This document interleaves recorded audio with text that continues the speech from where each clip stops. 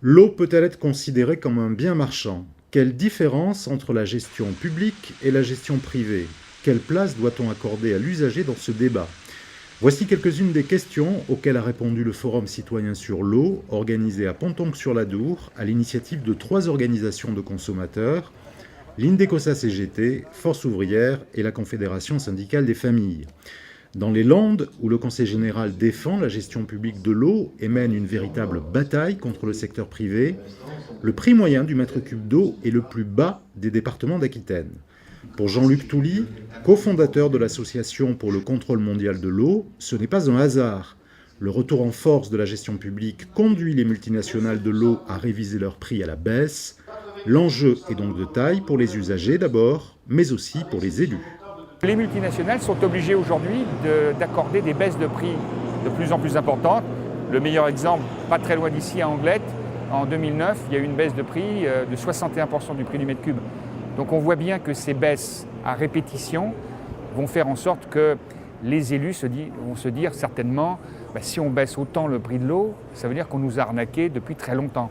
Je pense que l'enjeu des présidentielles, des législatives et des municipales de 2014 va être un enjeu fort pour la question de l'eau, puisque les 3/4 des contrats vont venir à échéance. Sortir de l'affermage et reprendre le contrôle de la gestion de l'eau effraie parfois les élus locaux.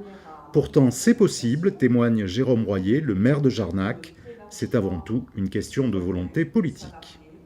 Quitter un affermage et reprendre un service public, ça veut dire reprendre des êtres humains, des habitudes, une responsabilité. Mais les lois Sapin nous y autorisent, nous aident. Et je crois qu'au niveau des régions et des départements comme les Landes, il y a des aides possibles. Donc encore une fois, c'est simplement une question de volonté politique. Le dossier est trop important, c'est de notre responsabilité d'élus de le faire. Et donc il faut le faire, surtout que les modèles économiques que nous avons, nous savons que la gestion de l'eau ne paye plus l'eau, donc il faut y arriver, sinon on ne pourra plus payer, ce sera l'usager qui en subira les conséquences à terme.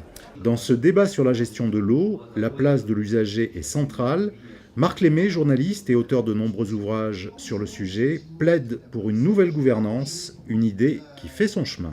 On a un grand déficit démocratique aujourd'hui, une véritable absence de transparence et on ne va pas pouvoir continuer avec une gouvernance de la question de l'eau qui aujourd'hui ne laisse qu'une part extrêmement réduite, accessoire à l'engagement citoyen. Dans le cadre d'un travail, d'une réflexion sur l'eau, dans le cadre du laboratoire des idées du Parti socialiste, il y avait un des axes forts, c'est de renforcer, mais de manière très très forte, la présence des usagers dans tous les organes de gouvernance de la question de l'eau.